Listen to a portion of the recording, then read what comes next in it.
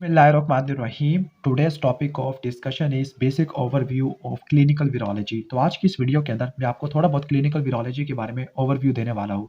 आज की इस वीडियो के बाद आपको पता लग जाएगा कि वायरस के अंदर या क्लिनिकल वीरोलॉजी के अंदर कौन कौन से वायरसेस इंपॉर्टेंट है, उनकी क्या क्लासिफिकेशन होती है और इनकी क्या इंपॉर्टेंट कैरेक्टरिस्टिक्स हैं। सिर्फ इन्हीं चीज़ों को कवर करेंगे वीडियो को। तो जो क्लिनिकल वीरोलॉजी है उसकी जो तरतीब मैं आपको बता रहा हूँ इस चार्ट के अंदर, वो लेविंसन के मुताबिक है, लेविंसन माइक्रोबायोलॉजी के अंदर। जो वायरसेस होते हैं लेविंसन माइक्रोबायोलॉजी के अंदर, जो उसका जो चैप्टर है, चैप्टर नंबर 37, उसके अंदर हर्पीस वायरसेस को एक्सप्लेन किया गया है।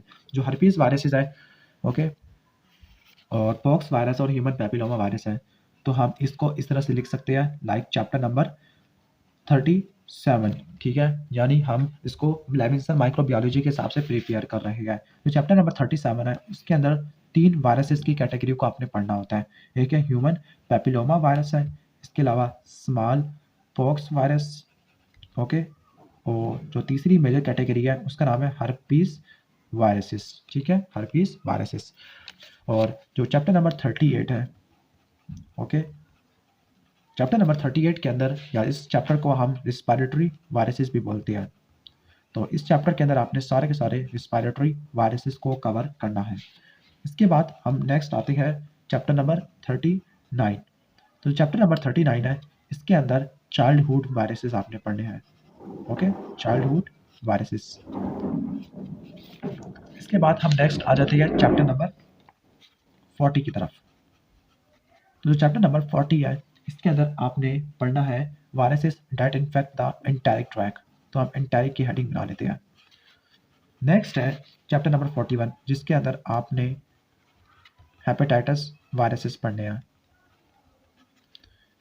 और लास्ट में हम आ जाते हैं चैप्टर नंबर, लास्ट नहीं बल्कि चैप्टर नंबर 42, सेकंड लास्ट हम कह सकते हैं, जिसके अंदर आपने 3 कैटेगरी के वायरसेस को पढ़ना है।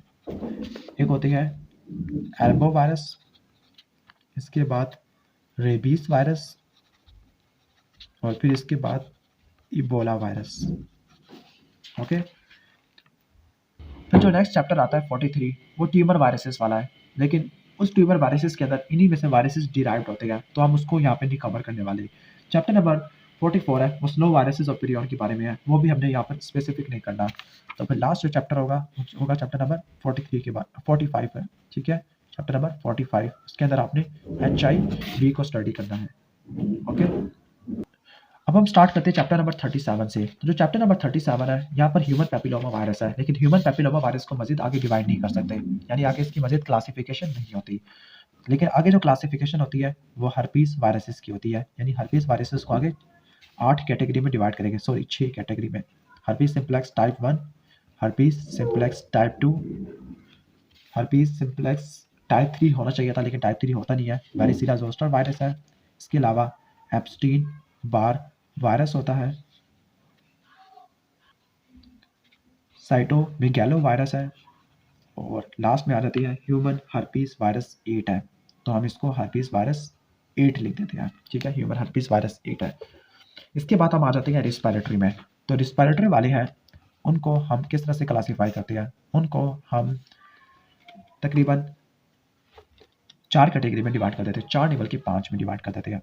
तो एक होती है ऑर्थोमिक्सो वायरस, इसके बाद आती है पैरामिक्सो वायरस, इसके बाद आती है कोरोना वायरस वाली कैटेगरी, इसके बाद आती है पिकोना वायरस है, और इसके बाद आती है एडिनो वायरस, ओके। जो ऑर्थो के अंदर जो टिपिकल वायरस आएगा वो होगा इन्फ्लुएंजा। पैरा के अंदर जो मजीद एग्जांपल आती है वो आती है पैरा इन्फ्लुएंजा की, और इसके अलावा आप कह सकते हो पैरा इन्फ्लुएंजा के अलावा रिस्पायरेटरी सिंसिशियल वायरस है और ह्यूमन मेटानीमो वायरस। कोरोना वायरस को आगे मजीद डिवाइड नहीं करते। पिकोना के अंदर जो एग्जाम्पल आती है वो आती है, किस वायरस की एग्जाम्पल आती है पिकोना के अंदर? Rhino virus, okay, rhino virus. वैसे पिकोना के अंदर कुछ और एग्जाम्पल भी आ जाती है, तो हम लिख लेते हैं। उसका निमोनिक होता है CPE, C से कॉक्सिकी वायरस, P से पोलियो वायरस, और E से इको वायरस या इचो वायरस होता है। एडिनो वायरस के अंदर एडिनो वायरस ही आ जाता है। इसके बाद बारी है चाइल्डहुड वायरसेस की। इसको हम तकरीबन 4 में डिवाइड कर देते हैं, ओके, चाइल्डहुड वाले को। जो एक कैटेगरी है वो है पैरामिक्सो वायरस, और पैरामिक्सो वायरस की कुछ एग्जाम्पल हमने यहाँ से पढ़ ली थी। तो पैरामिक्सो वायरस, इसके बाद दूसरी एग्जाम्पल आपने आप पढ़नी है यहाँ पर, वो है टोगा वायरस। टोगा वायरस ये फैमिली में बता रहा हूँ उनकी, ठीक है। इसके साथ पैरवो वायरस है, और लास्ट में आके आपने हर्पीस वायरस को पढ़ना है, ठीक है। अब यहाँ पे पैरामिक्सो वायरस के अंदर एग्जाम्पल आती है इंडिविजुअल वायरसेस की, वो आती है मीजल्स और बाम्स की आती है, ओके, मीजल्स और बाम्स की। टोगा के अंदर रुबैला की एग्जाम्पल आती है, रुबैला की। पैरवो के अंदर पैरवो की आ जाती है, और इसके अंदर हर्पीस वायरस या ह्यूमन हर्पीस वायरस 6 की आती है एग्जाम्पल, ओके। अब बारी है नेक्स्ट चैप्टर की, वो है viruses that infect the enteric track. इसको हम तकरीबन 3 में डिवाइड कर देते हैं एंटेरिक ट्रैक वाले वायरसेस को। एक होती है कैटेगरी कैल्सी वायरस की, फिर इसके बाद आती है रियो वायरस, और लास्ट आती है पिकोना वायरस की। और पिकोना के अंदर एग्जाम्पल मैं आपको पहले बता चुका था, वो है CPE है, साइटोपैथिक इफेक्ट, या फिर कॉक्सिकी पोलियो वायरस और ईचो वायरस या इको वायरस, ठीक है। आगे कैल्सी वायरस के अंदर एग्जाम्पल कैल्सी की आती है, रियो के अंदर रियो वायरस की आती है। नेक्स्ट है हेपेटाइटिस। हेपेटाइटिस वायरसेस के अंदर एग्जाम्पल जो आती है, या फिर सॉरी इसको हम डिफरेंट में डिवाइड कर देते हैं, A B C D और E वाली में, ठीक है, ABCDE वाली कैटेगरी में डिवाइड कर देते हैं। जो A होता है वो किस फैमिली से बिलोंग करता है, वो भी पिकोना से बिलोंग करता है, पिकोना से। और जो B होता है ये हिपेटिना वायरस वाली कैटेगरी से बिलोंग करता है, हिपेटिना। जो C है वो फ्लैवी वायरस है, जो V है वो डेल्टा वायरस है, लेकिन जो E होता है वो कैल्सी वायरस वाली कैटेगरी से बिलोंग करता है, ठीक है। अब बारी है चैप्टर नंबर 42 की। तो जो एल्बो वायरस है इसकी क्लासिफिकेशन थोड़ी सी कॉम्प्लेक्स है, रेबीज और इबोला की थोड़ी सी सिंपल है। तो जो एल्बो वायरस की क्लासिफिकेशन को हम यहाँ पे लिख लेते हैं। तो उसको हम 4 कैटेगरी में डिवाइड करते हैं।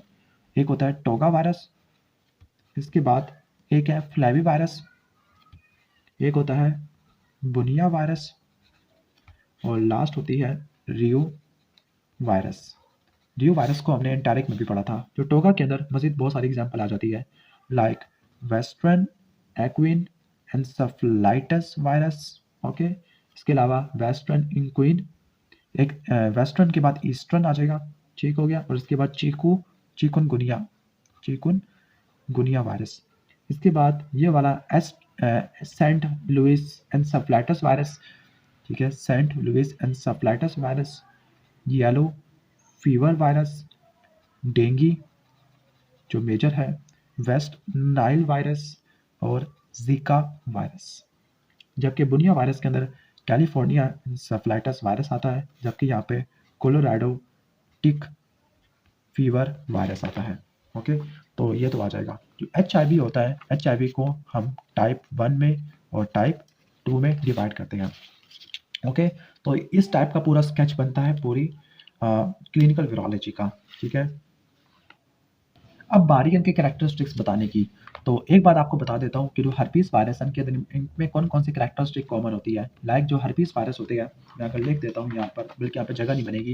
तो जो हर्पीस वायरस होते हैं ये एनवेलप्ड वायरसेस होते हैं, DNA वायरस होते हैं, एक कौन सा हेड्रल न्यूक्लियोकैप्सिड है, लीनियर डबल स्ट्रैंडेड DNA होता है, कोई विरियन पॉलीमरेज नहीं होता, एक सीरोटाइप होती है, ओके, ठीक हो गया। और टाइप 1 और टाइप 2 को डिफरेंशिएट करने के लिए मोनोक्लोनल एंटीबॉडी का टेस्ट यूज करते हो अगेंस्ट ग्लाइकोप्रोटीन जी, ठीक है। तो ये कॉमन पैटर्न आपको देखने को मिलेगा। स्मॉल पॉक्स के अंदर क्या होगा, स्मॉल पॉक्स वाला इन्वेलप्ड नहीं होता, ठीक है, इन्वेलप्ड नहीं होता, सॉरी मिस्टेक हो गया। जो स्मॉल पॉक्स है वो इन्वेलप्ड होता है, लेकिन जो ह्यूमन पैपिलोमा वायरस है ये इन्वेलप्ड नहीं होता, ठीक है, ओके। तो ये इस तरह का पैटर्न आ जाएगा। बाकी सारी प्रॉपर्टीज ऑलमोस्ट सिमिलर है। अब बारी है रिस्पायरेटरी की।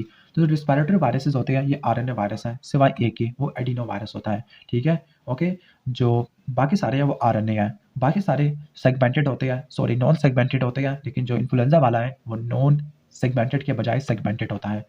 जब पहले दो वाले वो पॉजिटिव पोलैरिटी वाले होते हैं, लेकिन जो लास्ट वाले होते हैं, सॉरी पहले दो वाले नेगेटिव पोलैरिटी के, लास्ट वाले पॉजिटिव पोलैरिटी के होते हैं। जब लास्ट वाले नेगेटिव पोलैरिटी के है तो इनके पास कोई विरियन, मिस्टेक हो रही है, सॉरी फॉर दैट, ये लास्ट वाले क्या थे, पॉजिटिव पोलैरिटी के थे, दैट इज वाई कोई विरियन पॉलीमरेज की जरूरत हमें नहीं पड़ती होती।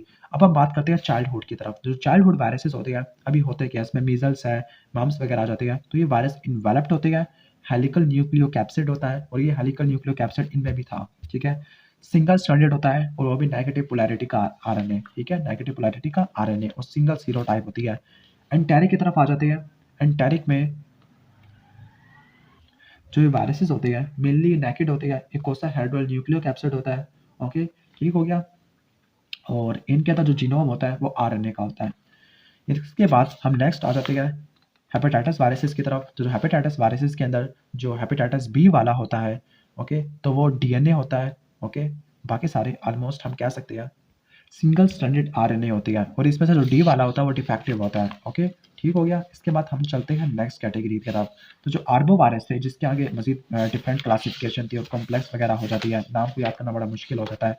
तो जो आर्बो वायरस के बारे में क्या प्रॉपर्टी होती है, अच्छा, जो रेबीज वाला है ये जो मैड डॉग्स होते हैं उनके काटने से फैल जाता होता है, ओके। तो जो आर्बो वायरस होते हैं ये इन्वेलप्ड होते हैं और ये आरएनए वाली कैटेगरी से बिलोंग करते होते हैं, ठीक हो गया। जो डेंगू वाला है उसको तो आपने याद रखना है, जो फ्लैवी वायरस वाली कैटेगरी से बिलोंग करता होता है, ओके। अब लास्ट बचता है एचआईवी। जो एचआईवी वायरस है ये क्या होता है, एनवेलप्ड वायरस होता है, दो कॉपी होती है सिंगल स्ट्रैंडेड आरएनए की, पॉजिटिव पोलैरिटी जीनोम है, आरएनए डिपेंडेंट डीएनए पॉलीमरेज होता है जो कि रिवर्स ट्रांसक्रिप्शन करता होता है, ओके, ठीक हो गया। और इसके पास कुछ प्रोटीएसिस वगैरह भी होती है और जो GP120 की जो एंटीजेनिसिटी है वो बहुत तेजी से चेंज होती रहती है, that is why it has multiple serotype. अगर आपको ये वाला स्केच अच्छा लगा है और वीडियो भी अच्छी लगी है तो वीडियो को लाइक कर देना, चैनल पे नहीं हो तो सब्सक्राइब कर देना। मिलते हैं नेक्स्ट वीडियो में, तब तक के लिए अल्लाह हाफिज़।